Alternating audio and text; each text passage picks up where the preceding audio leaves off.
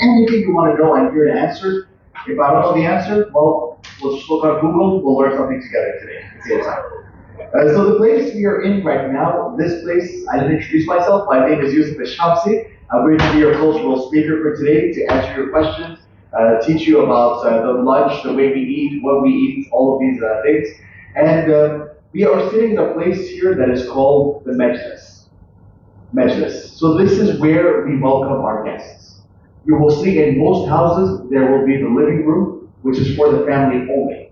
And then the Majlis is where we have the guests. If any guest arrives, we will go and all sit together in the Majlis. If you have a large house, sometimes the Majlis will even be a detached house on the side with its own separate door, so we can all meet there.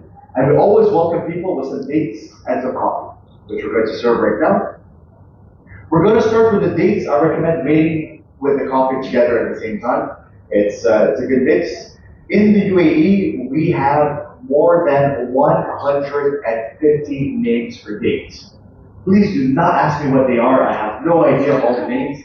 But the ones we're serving here, these ones are called khalas. Khalas means like perfected or pure. So in August or September, this is when we have the cultivation season for dates. If you're here in August during the hot season, you'll see the dates. They're full of the palm trees are full of dates.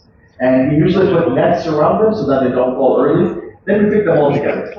You can either have them fresh, straight from the tree, or you can take some and you can dry them.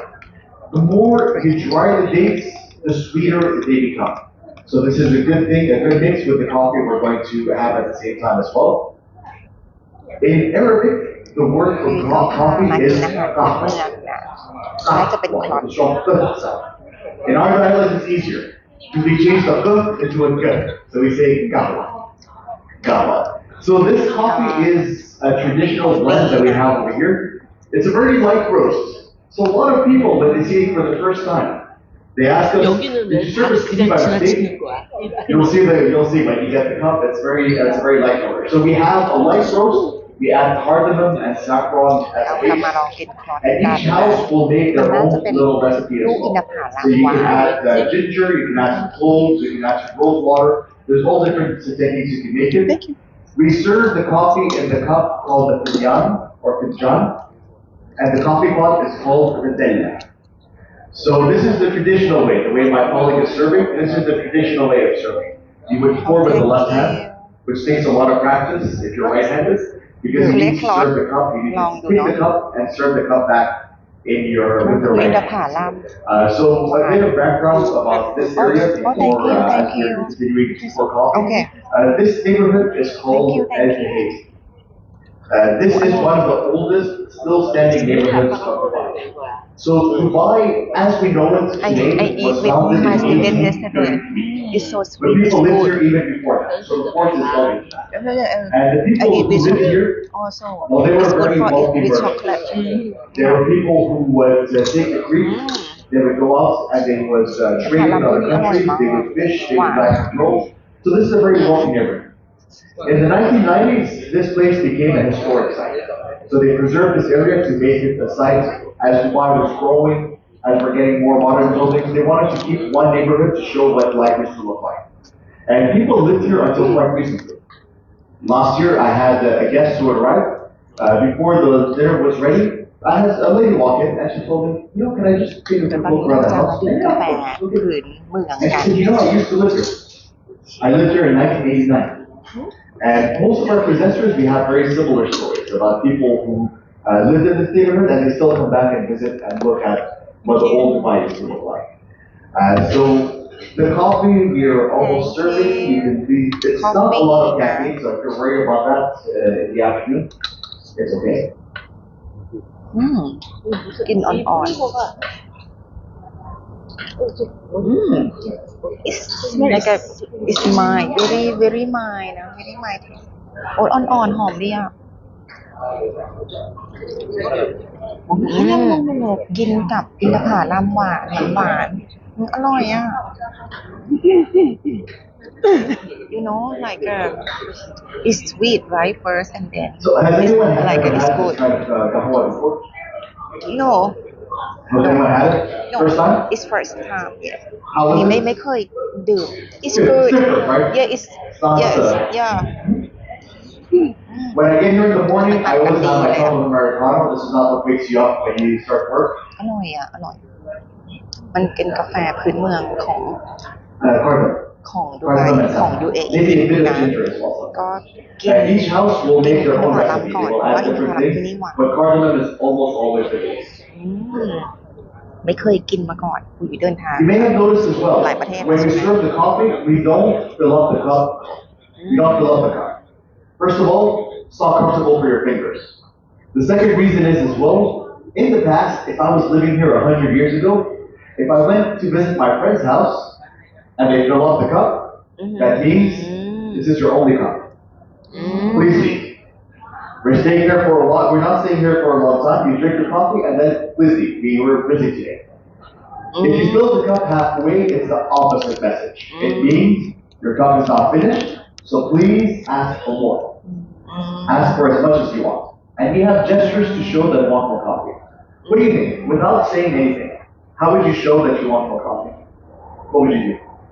Raise your hand like this. It's very intuitive, right? If you want more coffee, you just extend your hand like this. Yeah. Very clearly, you see a big group like this very clearly so they can see. And when one person does this, they're not going to serve one person only. They'll serve everyone.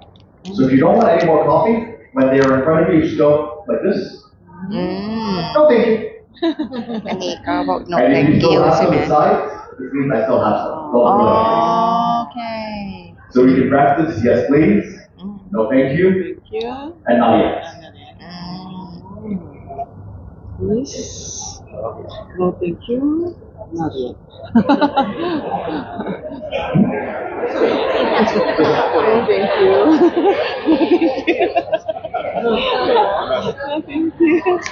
คุยอยากจะดื่มอีกคุยเมื่อกี้เขาบอกว่าให้ยืดถ้วยใช่ไหมถ้าเกิดไม่เอาแล้วเราก็ทำอย่างนี้คือแบบไม่เอาแล้วอะไรอย่างเงี้ยนะเดี๋ยวมันเป็นวัฒนธรรมคุยอยากดื่มอีก So we have a story about where these gestures came from. มันจะมี As I สตอรี่ mentioned, แบบ the น่ารัก Mexican ดี is where we อะไรอ welcome ย่าง the เงี้ย guests. And before the UAE was a country, the people who lived here, they were all different tribes that lived around this region. If you meet an Emirati, their family name is the name of the tribe that they came from. So my name is Al-Shamsi. We are the Al-Shamsi tribe. We were a fishing and troll diving family tribe that used to live by the coast of Hamdiya, which is today part of Sharjah. So each tribe had their own leader called the Sheikh. And the Sheikhs, they got together in their own majlis, where they would try to make new alliances, they would try to resolve any conflict, they would try to make new projects together. And one of the concerns that they had was that the person serving the coffee, well, maybe he was a spy. คุยอยากดื่ He ม was there to listen to the conversation and tell their enemies about all their plans. So the story goes, they used to hire a deaf person. They hired somebody who was not able to hear. The gestures were for his sake, so he could see that people need more coffee, but he couldn't listen to the conversation and tell everyone else.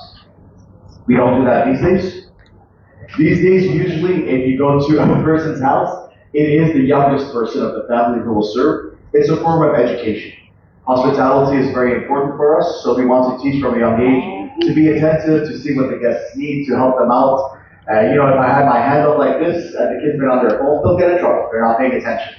Even if you go to any companies, if you meet like a business client, if you go to a real estate agent, they'll usually hire a person to serve coffee or tea.